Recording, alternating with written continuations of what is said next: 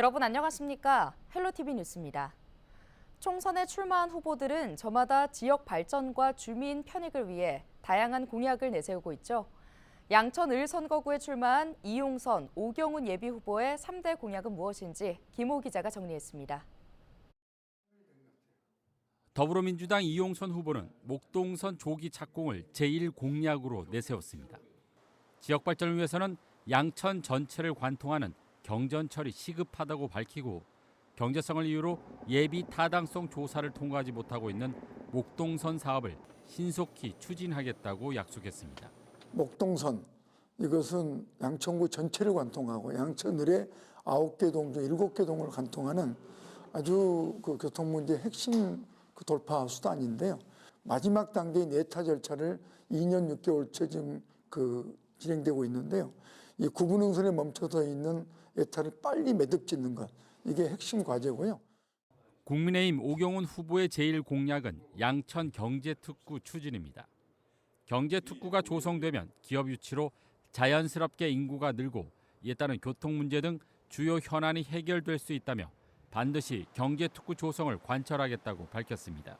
양천 경제특구를 추진하려 합니다. 기업 유치가 핵심입니다. 기업이 유치되면 사람이 모여들고 유동인구가 늘어납니다. 그에 따라 자연스럽게 경전철, 지하철 2호선 연장 같은 오랜 수건 사업이 해결될 수 있습니다. 재개발 재건축에 대해서는 두 후보 모두 한 목소리를 냈습니다. 이용선 후보는 관련 특별법이 지난해 통과된 만큼 특별법을 활용한 해결책을 제시했습니다.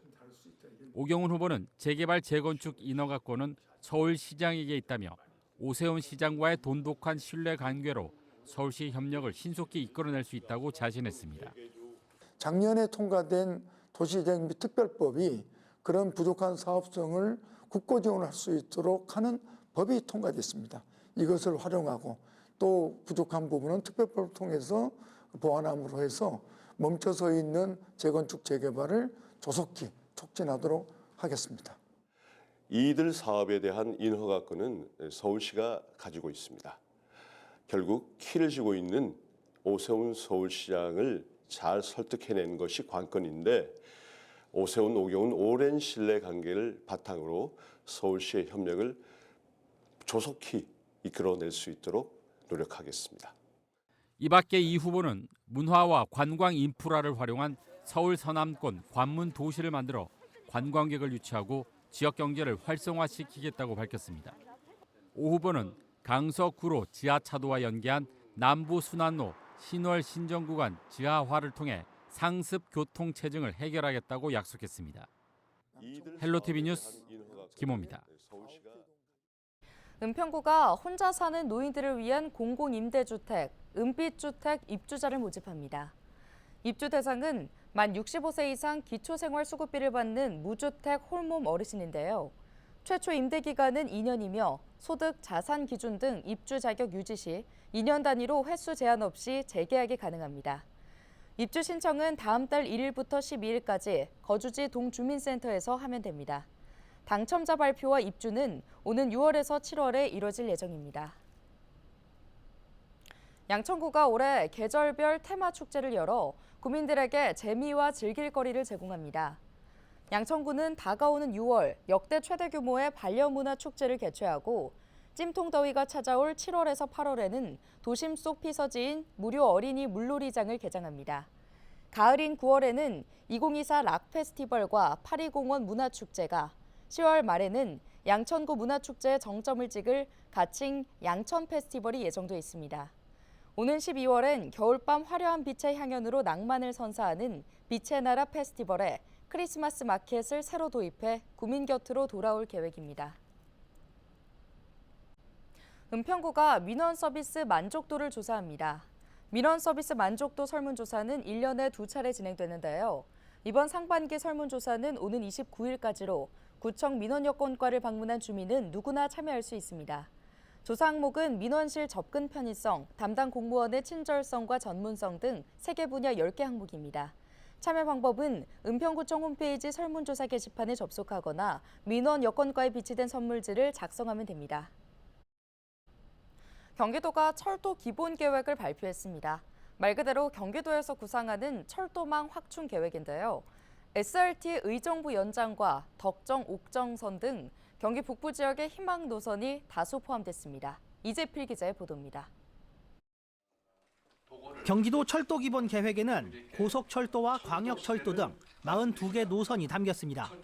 총 연장 길이는 645km, 예상 사업비는 40조 7천억 원입니다. 우선 고속철도를 살펴보면 SRT 의정부 연장이 포함됐습니다. GTX C선로를 이용해 의정부역까지 연장한다는 계획입니다. 출퇴근 교통 개선을 위한 철도망 확충도 추진됩니다. 8호선 별내선 의정부 연장과 경원선 동두천 연천 구간의 복선화가 이번 철도 기본 계획에 담겼습니다.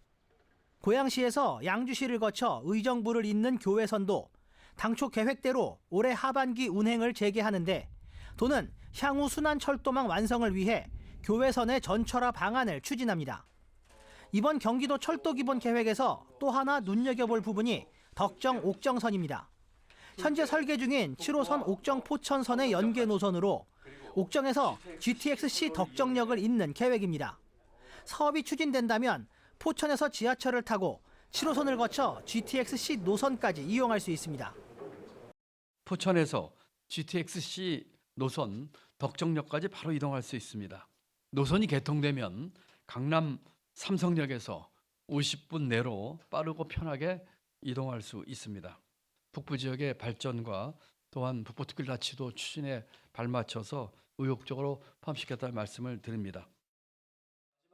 경기도는 이번에 발표한 철도 기본 계획이 조속히 추진될 수 있도록 국토교통부와 협의하는 등 행정력을 집중한다는 방침입니다. 헬로티비 뉴스 이재필입니다. 지난 18일 정부 세종 컨벤션 센터에서 인구 감소 지역 정부 지자체 정책 간담회가 열렸습니다. 간담회에 참석한 김덕현 연천 군수는 수도권과 지방을 나누는 과거의 수도권 규제 정책에서 벗어나야 진정한 지방 시대가 가능하다고 주장했습니다.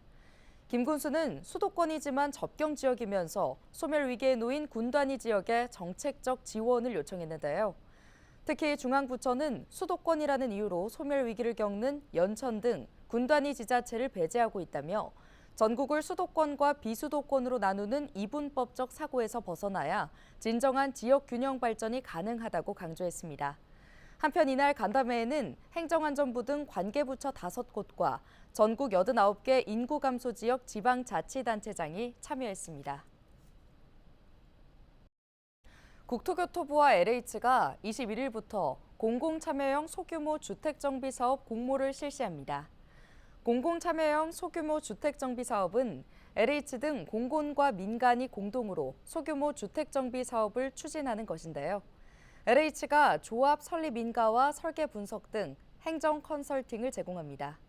응모를 희망하는 주민이나 조합은 주민 동의서와 사업 계획서를 LH 지역본부에 제출할 수 있고 LH는 주민 동의율 등을 종합평가해 공공참여형 사업지구로 선정할 계획입니다. 서울시가 공사비 갈등으로 정비 사업이 지연되거나 중단되는 일을 막기 위해 표준 공사 계약서를 개선해 배포합니다. 서울시는 기존 표준 계약서에 공사비 갈등 예방과 공공의 분쟁 조정 지원 내용을 추가했는데요. 먼저 조합과 시공자가 공사비 변경 내역을 함께 점검하고 공사비 검증 절차를 이행하도록 했습니다. 또 일반 분양 후 공사비를 증가시킬 수 있는 설계 변경을 지양하고 공사비가 상승할 경우 입주 예정일 1년 전에 변경 내용을 확인하도록 하는 내용도 이번 표준 계약서에 포함됐습니다. 분쟁이 발생할 경우 분쟁 당사자가 공공지원자에게 정비사업 코디네이터 파견 등 지원 요청할 수 있도록 하는 근거 조항도 추가됐습니다. 경기도는 19일 3월 새학기를 맞아 오는 29일까지 변종 룸카페와 무인 성인용품점 등 청소년 유해업소를 집중 단속한다고 밝혔습니다. 단속 대상은 청소년 출입 고용 금지업소 가운데 신체 접촉 또는 성행위 등이 이루어질 우려가 있는 영업시설이나 관리 감독이 미흡한 무인 성인용품점 등입니다. 청소년을 출입 고용 금지업소에 출입시키거나 청소년 유해업소에 청소년의 출입과 고용을 제한하는 내용을 표시하지 않으면 2년 이하의 징역 또는 2천만 원 이하의 벌금이 부과됩니다. 청소년의 출입과 고용을 제한하는 내용을 표시하지 않은 업소에 대해서는 지자체에서 시정명령을 내리고 불이행하면 300만 원 이하의 과태료를 내야 합니다. 인천에서 도로 파임 현상인 포트홀이 연간 2만 건 이상 발생하는 것으로 나타났습니다.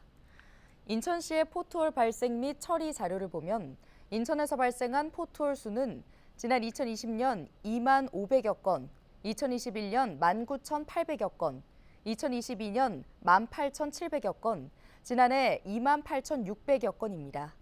올해도 2월 기준 7,800건이 발생했습니다.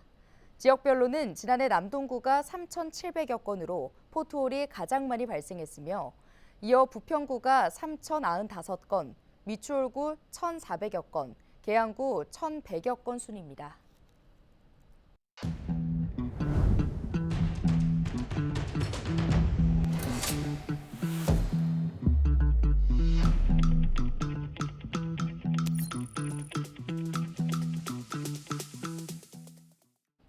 올해 수도권 공동주택 공시가격이 지난해보다 소폭 상승했습니다. 국토교통부는 19일 2024년 공동주택 공시가격안을 공개했는데요. 공시가격 변동률은 지역별로 보면 서울 평균 3.25%, 양천 7.19%, 은평에선 1.25% 오른 것으로 나타났습니다. 경기도는 2.22%, 인천은 1.93%를 기록했습니다. 국토부는 열람과 의견 청취, 심의 등을 거쳐 다음 달 30일 최종 공시가격을 공시할 예정입니다. 서울시 복지재단이 개인 회생 예정이거나 변제를 완료한 청년에게 자립토대 지원금 100만 원을 지급합니다. 지원 대상은 개인 회생 중으로 3개월 이내 변제 완료 예정이거나 1년 이내 면책 결정을 받은 서울시 거주 청년인데요. 모집 인원은 150명이며 선정된 대상자에게는 금융교육 2회와 1:1 맞춤형 재무상담 3회가 제공됩니다. 신청은 다음 달 12일까지며 서울 복지 포털에서 가능합니다. 변제금 3회 이상 미납자는 참여가 제한됩니다. 인천시 교육청이 올해 초등학교에 입학한 신입생에게 첫 학교 입학 준비금을 지급합니다. 학생 1인당 20만 원이며 지원 대상 학생은 2024년 3월 6일 기준 인천 지역 초등학교와 초등과정 특수학교 1학년 신입생 전원인 2만 1,737명입니다. 첫 학교 입학 준비금은 가방이나 실내화, 학용품, 도서 등 초등학교 입학에 필요한 물품 등을 구매하는 데 사용해야 하며 학부모의 별도 신청 없이 수익자 부담 경비 계좌로 입금됩니다. 경기도는 지난해 전국 지자체 최초로 도입한 우수인재 추천제를 올해도 추진합니다. 우수인재 추천제는 경기 소자 고등학교에서 경영, 금융 교과 이수 요건을 충족한 졸업자, 졸업 예정자를 대상으로 수습 직원을 선발하는 제도인데요. 고등학교 졸업자 등을 대상으로 한 기술직군 경력 경쟁 임용 시험은 이미 시행 중이지만 우수인재 추천제는 행정 직군으로까지 그 기회를 확대하고 있습니다. 지난해 실시한 우수인재 추천제를 통해 경기도에서는 1명을 선발했으며 회계과에 배치했습니다. 수습 기간은 6개월 이상으로 수습 근무 후 심사를 통해 최종 임용 여부를 결정합니다. 앞으로 인천의 공공기관에서 일회용품 사용이 금지됩니다. 인천시는 일회용품 사용 줄이기 확대 시행 계획을 수립했다고 밝혔는데요. 계획에는 지난 2019년 11월 시행된 인천시 일회용품 사용 제한 조례를 개정해 공공기관 내 일회용품 사용 제한을 의무화하는 내용이 담겼습니다. 현행 조례에는 공공기관 내 일회용품 사용 제한이 권고 규정으로 들어 있습니다. 또 조례 개정 과정에서 다회용품을 사용하는 업소는 우수업소로 지정해 재정 지원을 할 수 있는 근거 조항도 만들 계획입니다. 인천시는 오는 6월까지 조례 개정을 마무리한다는 방침입니다. 오늘 준비한 소식은 여기까지입니다. 함께해 주신 여러분 고맙습니다.